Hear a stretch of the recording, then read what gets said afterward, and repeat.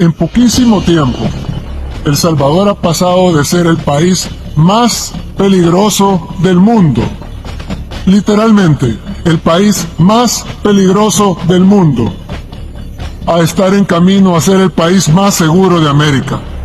Desde la finalización de su brutal guerra civil en 1992, El Salvador se ha encontrado en una constante y feroz lucha aparentemente sin solución contra la inseguridad y la violencia causada por las pandillas o las maras. Este problema escaló enormemente en la última década hasta el punto que en 2015, El Salvador fue nombrado en algún momento como el país no en guerra más peligroso del mundo, con una tasa de 103 homicidios por cada 100.000 habitantes. Sin embargo, hoy en día la realidad es muy diferente. Las pandillas en El Salvador parecen haber sido derrotadas y actualmente este país centroamericano es uno de los más seguros de América Latina. El responsable detrás de este increíble cambio es el joven presidente salvadoreño Nayib Bukele. Desde su llegada al poder en 2019, Bukele ha llevado a cabo una intensa e imperiosa guerra contra las pandillas salvadoreñas. Si bien este no ha sido un camino fácil, el presidente parece haber encontrado la fórmula mágica para acabar con la violencia y devolverle la paz a El Salvador, un país de más de 6.5 millones de habitantes. No obstante, este nos ha logrado sin polémicas y controversias internacionales. Muchos medios extranjeros y asociaciones de derechos humanos han denunciado las tácticas y las políticas de Bukele como antidemocráticas e ilegales. Hoy te daré el contexto necesario y analizaremos la fórmula mágica que parece haber cambiado por completo el destino de El Salvador.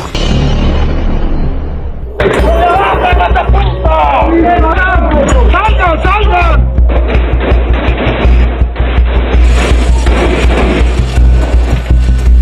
La historia de la violencia en El Salvador no empezó realmente con las pandillas, sino que ya tiene décadas. Sin irnos tan atrás, luego de décadas de autoritarismo militar, este país centroamericano se vio hundido en una violenta y larga guerra civil de 1979 a 1992, dejando un terrible saldo de 75.000 muertos y desaparecidos, la mayoría civiles. Debido a este conflicto, en los años 70 y 80, decenas de miles de salvadoreños emigraron de su país. Se calcula que solo durante los 80, 92.000 salvadoreños se fueron a Estados Unidos. La mayoría sin recursos, estos se asentaron en barrios carenciados y peligrosos de ciudades como Los Ángeles, Washington DC y Houston. Allí nacerían dos de las principales y más peligrosas pandillas centroamericanas, la Mara Salvatrucha o MS-13, fundada por salvadoreños, y la Mara 18, fundada por mexicanos pero abierta a todos los latinos, muchos de ellos salvadoreños. Igualmente mencionar algunas como la Mau Mau y a la Mirada Locos. No pasó mucho tiempo para que el gobierno de Estados Unidos reconociera lo peligrosos y agresivos que eran estos grupos y deportara a muchos de sus miembros masivamente. Se calcula que deportaron a unos 4.000 pandilleros entre 1989 y 1994. De vuelta en El Salvador, estas pandillas volvieron a reformarse, pero esta vez más fuertes que nunca y en su tierra natal.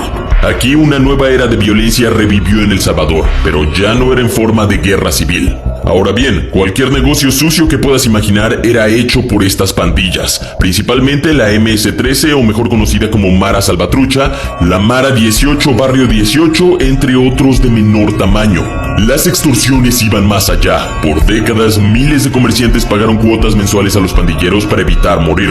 En las zonas controladas por las pandillas imperaba una ley no escrita conocida como ver, oír y callar. Funcionaba de esta manera. Digamos que la pandilla roba el taxi de un hombre y él pierde su única fuente de ingreso. Pero si denuncia el crimen ante la policía, la pandilla se venga violando a su esposa o a su hija o matándolo a él. La violencia que generaban las pandillas obligó a muchas familias a huir de sus casas e irse a vivir a otras zonas del país. No solo era quiero tu casa, quiero tu carro, me vas a dar a tu hijo que ya tiene 14 años para que se pase la pandilla. Las niñas incluso cuando ya tenían 14 o 15 años, el palabrero, o también conocido como el jefe de la clica, las mandaba a traer para tener relaciones sexuales obligadas y el padre y la madre, ¿qué tenían que hacer? Si no los mataban, explicó Gustavo Villatoro. Además de las casas, también se apropiaron de algunos negocios y empezaron a invertir en otros para lavar dinero. El transporte público fue uno de los sectores que más extorsiones tuvo que pagar, entre 15 y 20 millones de dólares al año, según la Asociación de Autobuses Salvadoreños. En la frontera sur de México, la banda desató la violencia contra los inmigrantes. La película Sin Nombre retrata muy crudamente este negocio sucio de las maras. En 2015, El Salvador se convirtió en el país más violento del mundo con una tasa de 306 muertes violentas por cada 100.000 habitantes. Ese año registró 6.656 homicidios. Retrocediendo un poco, ya para finales de los 90, El Salvador seguía en etapa de reconstrucción y dividido en dos partidos políticos. Por un lado estaba el Frente Farabundo Martí para la Liberación Nacional, mejor conocido como FMLN, y asociado con ideas de izquierda. Por el otro, la Alianza Republicana Nacionalista, conocida como Arena y situada en un espectro político de derecha. Ambas asociaciones estaban más preocupadas por ganar el poder en el país que en combatir la inseguridad y la violencia criminal. Este escenario fue ideal para las pandillas que crecieron desenfrenadamente durante décadas, realmente sin ningún tipo de obstáculo. Cuando el gobierno salvadoreño finalmente se dio cuenta lo peligrosos que eran estos grupos,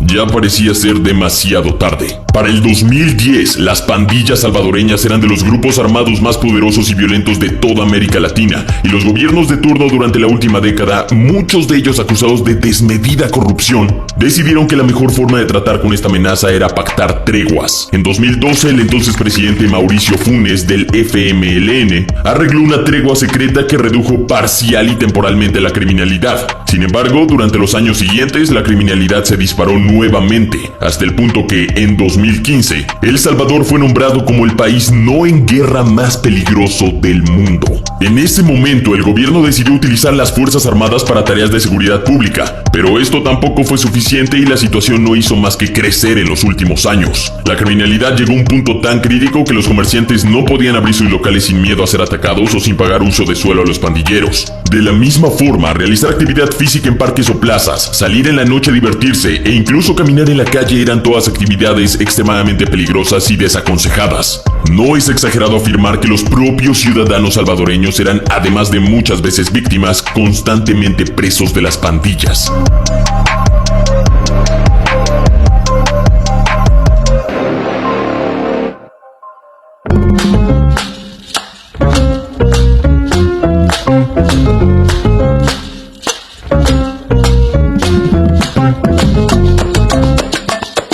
Por otro lado, unos cuantos años antes, no muy lejos de la capital San Salvador, en el pequeño pueblo de Nuevo Cuscatlán, una figura comenzaba a ganar renombre: Nayib Bukele. Este joven de 30 años se había convertido en alcalde de la ciudad en 2012 bajo la bandera del FMLN y rápidamente sus políticas llamaron la atención de gran parte del país. Nayib Bukele puso un fuerte énfasis en la medicina, abriendo la primera clínica 24 horas de la ciudad, y en la educación, erradicando el analfabetismo en Nuevo Cuscatlán. También impulsó un proyecto multimillonario para lograr que el agua de la pequeña ciudad fuera completamente bebible. Sin embargo, su éxito más reconocido fue lograr convertir la zona en una de las más seguras, con la menor tasa de crimen de todo el país en aquel momento. El éxito en Nuevo Cuscatlán fue tal que catapultó la carrera de Bukele, y en 2015 este fue el candidato del FMLN para ser gobernador de San Salvador. Él no solo ganó las elecciones, sino que ante muchos pronósticos logró repetir parte de su éxito en Nuevo Cuscatlán en la gran capital salvadoreña, utilizando la misma fórmula: grandes inversiones para mejorar infraestructura. A pesar del éxito de su mandato en la capital, Bukele todavía no tenía las herramientas y el poder político para enfrentar el principal problema de San Salvador y de gran parte del país: la criminalidad y la violencia de las pandillas como la MS-13 y la Mara 18.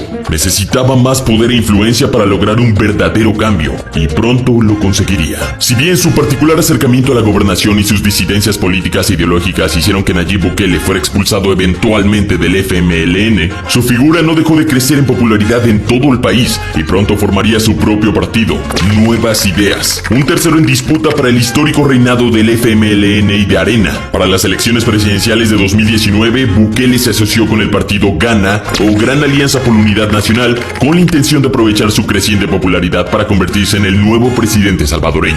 Sus formas de campaña distaban mucho de las de los otros partidos. Mientras los otros dos candidatos realizaron campañas tradicionales, apareciendo en televisión y en la radio habitualmente, Bukele utilizó las redes sociales para mover su mensaje y llegar a mayor gente, y principalmente a salvadoreños más apolíticos. De la misma forma, él decidió no participar en los debates con los otros candidatos, ya que sostenía que el problema era el mismo sistema político salvadoreño y su corrupción, algo que la gente compartía.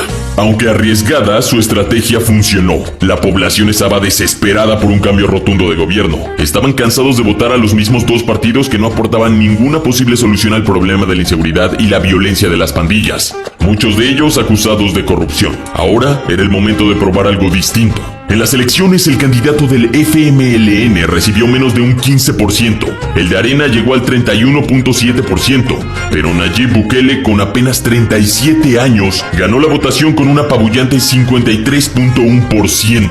De esta forma, el 1 de junio de 2019, Nayib Bukele asumió como el 43º presidente de la República de El Salvador. Al llegar a la oficina, este rápidamente disparó su plan para cumplir su gran promesa de campaña: acabar con las pandillas. Llamado Plan de Control Territorial o PCT, la estrategia de Bukele para solucionar el mayor problema de El Salvador tenía varias etapas. No era un solo movimiento.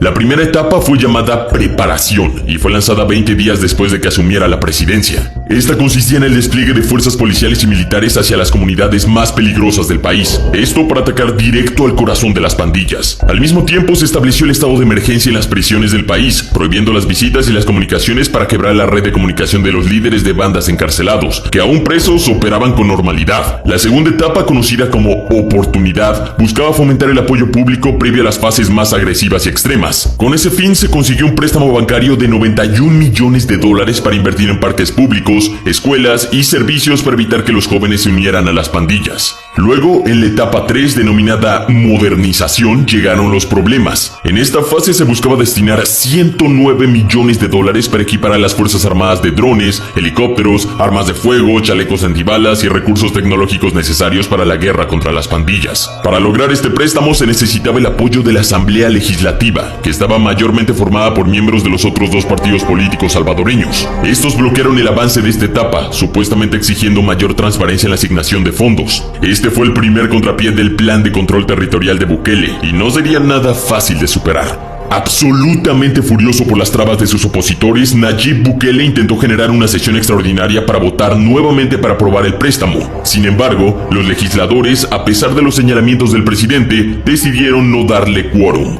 Esta situación se elevó hacia una crisis política e institucional sin pronta solución. Parecía que el plan de Bukele para enfrentar a las pandillas había fracasado. En esos momentos llegó la pandemia y corrió el foco de atención. El gobierno se enfocó en que se cumplieran sus medidas de aislamiento, lo cual logró indirecta y lógicamente bajar en grandes porcentajes el crimen y la violencia en la calle, principalmente porque no había nadie en la calle. No obstante, todo El Salvador sabía que el problema no se había ido, solo se había escondido por un tiempo. Al año siguiente, Nayib Bukele tuvo la oportunidad de seguir con su plan. Luego de que su partido arrasara en las nuevas elecciones legislativas, el gobierno tenía el suficiente poder para aprobar el presupuesto para la modernización de las Fuerzas Armadas. En ese mismo año, la legislatura votó para destituir a 5 jueces de la Corte Suprema, quienes estaban en contra de las ideas políticas del presidente. Estos fueron reemplazados por 5 jueces nuevos más allegados al gobierno. Si bien esto fue denunciado como anticonstitucional, Bukele había logrado su objetivo y ahora dominaba las 3 ramas del poder: ejecutivo, legislativo y judicial. Ya no habían obstáculos para llevar a cabo su plan. Durante los siguientes meses, Bukele continuó reforzando las Fuerzas Armadas y aplicando más controles y presiones sobre las pandillas. Parcialmente ayudado por la pandemia, 2021 se convirtió en el año con la tasa de homicidios más baja en El Salvador desde 1992, con 18 homicidios por cada 100,000 habitantes. El plan de Bukele estaba funcionando y las pandillas finalmente comenzaron a darse cuenta de que la cruzada del presidente para acabar con ellos era más peligrosa de lo que pensaban al principio de su mandato. A principios de 2022, la tendencia positiva del plan anticrimen del gobierno se mantuvo en alza. Todo parecía indicar que 2022 se convertiría en el año con menor criminalidad en El Salvador.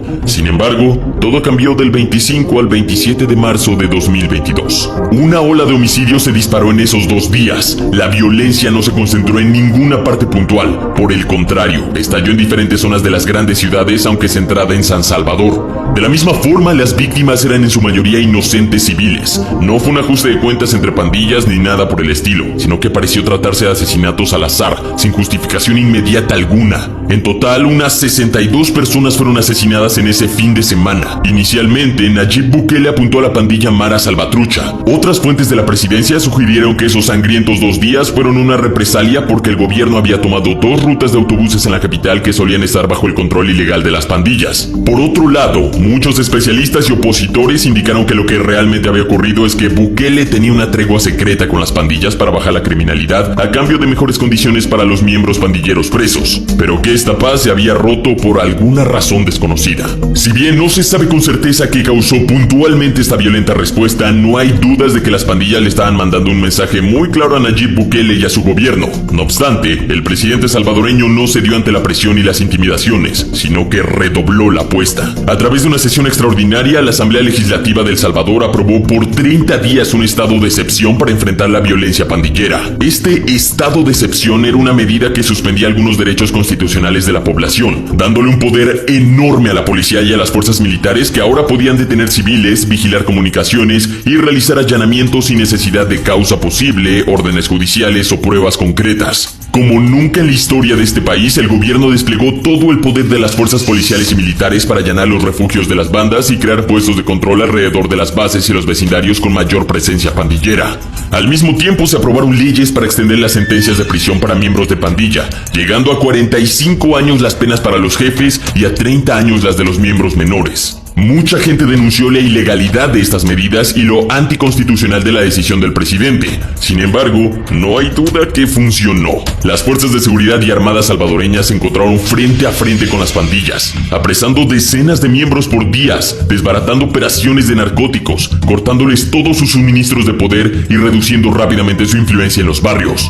En pocas palabras, acabando con ellos, incluso ya no en vida. Y esto es porque en noviembre de 2022, Bukele envió a reclusos a destruir tumbas de pandilleros que eran fácilmente reconocibles por llevar las siglas MS. Al ver el éxito del estado de emergencia o estado de excepción, Bukele lo extendió indefinidamente. Sigue en vigencia. En solo un año desde el inicio de estas medidas, las fuerzas salvadoreñas arrestaron a casi 70,000 personas, alrededor de un 2% de la población adulta del país, saturando completamente las prisiones disponibles. Por esto mismo, en enero de 2023, Bukele presentó el Centro de Confinamiento del Terrorismo, o CECOT, ubicado en Tecoluca, a unos 74 kilómetros al sureste de la capital San Salvador. Este es un nuevo recinto carcelario para miembros de pandillas con un tamaño de 23 hectáreas edificadas y una capacidad para 40,000 reclusos. Cuenta con 8 pabellones o módulos de 5,446 metros cuadrados con 32 celdas cada uno. Tiene 2 cercos perimetrales de seguridad con malla ciclón totalmente electrificados y 2 muros de concreto armado rodean las instalaciones. Hay 19 torres de vigilancia y los presos son vigilados por 1,000 custodios, 250 efectivos de la Policía Nacional Civil y 600 miembros de las Fuerzas Armadas se encargan de cuidar el anillo exterior. En 2022 y 2023, Nayib Bukele ha armado y modernizado a sus Fuerzas Armadas y policiales de una manera impresionante. Nuevas armas de fuego, nuevos vehículos, nueva tecnología de detección, drones, tú nómbralo. Nayib Bukele logró cumplir su gran promesa de campaña. A pesar de que la batalla no está ganada aún y las mismas maras todavía tienen algo de fuerza y la suficiente furia vengativa acumulada para contraatacar, todo parece que el presidente salvadoreño ha logrado algo que se creía imposible. Por supuesto, como siempre hay una contracara. Nayib Bukele ha sido denunciado y apuntado internacionalmente por instituciones como las Naciones Unidas, el Departamento de Estado de Estados Unidos, varias asociaciones de derechos humanos y cientos de medios, debido al accionar desmedido de sus fuerzas de seguridad y a las decisiones antidemocráticas de su gobierno. Y es que el estado de emergencia no solo ha logrado capturar a gran parte de las pandillas salvadoreñas, sino que también muchos inocentes han caído presos erróneamente. Según cálculos del sindicato policial, 1 de cada 6 personas encarceladas durante el último año es inocente. El saturamiento del sistema carcelario y judicial ha llevado a que las posibilidades de demostrar la inocencia sean bajas, por lo que se calcula que actualmente hay al menos 12,000 inocentes encarcelados injustamente. Al mismo tiempo, se han documentado decenas de violaciones a los derechos humanos, como cárceles que no cumplen con las normas sanitarias y alimentarias mínimas, e incluso torturas y muertes bajo custodia policial. Por estas razones, muchos han acusado a Bukele de ser un dictador que ha extendido sus poderes más allá de la Constitución para hacer su voluntad sin oposición y sin extender indefinidamente su mandato presidencial. Aunque también debemos mencionar la contracara de estas acusaciones. Es que ¿por qué deben alimentar bien y darles todas las comunidades a una población carcelaria de pandillas que ha causado tanto daño a los salvadoreños? Para ser más claro en este punto, déjame mostrarte 2 opiniones de salvadoreños. Viví mi primer tiroteo cuando tenía 5 años. He perdido gente a causa de la violencia de las pandillas, tanto familiares como compañeros de clase. Gran parte de mi familia y de mis amigos de la infancia tuvieron que abandonar el país. Mi generación creció rodeada de una violencia obscena. Todos los días se leía en los periódicos que entre 15 y 30 personas habían sido asesinadas por pandillas en un país del tamaño de Delaware, Estados Unidos. Sin embargo, desde que Bukele asumió el cargo, la pequeña empresa de mi familia ha dejado de pagar dinero por protección. Los miembros de las pandillas que lo cobraban han sido todos enviados a la cárcel o abatidos a tiros por la policía. Además, la mayoría de los miembros de la familia han regresado e intentan ganarse la vida con la nueva paz de la que disfrutamos. No es mucho, pero al menos es mejor que el infierno en el que vivíamos antes. No estoy aquí para convencer a nadie de nada. Solo quiero exponer hechos que yo, como ciudadano salvadoreño, he vivido. Tómenlo como quieran. Otra opinión de un salvadoreño dice lo siguiente: mi país había sido asolado por las bandas durante décadas. Viví en El Salvador hasta mi adolescencia y como adolescente educado por mis padres para hacer lo correcto. Tenía miedo porque en cualquier momento las pandillas podían obligar a un chico a unirse a ellas por la seguridad de su familia. Todos esos políticos eran pura palabrería y nunca se hizo nada. Derechos humanos puede decir lo que quiera, pero ¿qué pasa con todas las personas cuya sangre inocente se derramó en las calles? Nadie dijo nada entonces. Familias enteras fueron asesinadas porque las pandillas así lo quisieron. Se puede criticar a Bukele por la forma en que lo hace, pero todos los salvadoreños viven en paz, sin miedo a salir a la calle y disfrutar de la vida. Otros países como Honduras, desde finales de junio de 2023, han iniciado a hacer acciones parecidas a las de Nayib Bukele, incluyendo hacer revisiones masivas y exhaustivas de todas las prisiones del país y uso de las Fuerzas Armadas para detener a pandilleros. A pesar de todo esto, en El Salvador la popularidad de Nayib Bukele se disparó por las nubes en los últimos años. La encuesta más reciente de marzo de 2023, de cara a las elecciones en las cuales Bukele ya declaró que participaría, más del 91% de los salvadoreños apoyarán al presidente. Parece lógico que la población salvadoreña puede elegir democráticamente a su gobierno, sin injerencia ni influencia extranjera, pero habrá que esperar para ver cómo se desarrolla el escenario político de ese país en los próximos meses. Más allá de toda polémica, algo es innegable. Con un conjunto de etapas y movimientos estratégicos y tácticos, Nayib Bukele consiguió lo que nadie había conseguido en la historia reciente de El Salvador, lo que todo el mundo creía imposible, incluso los mismos salvadoreños: acabar con las pandillas.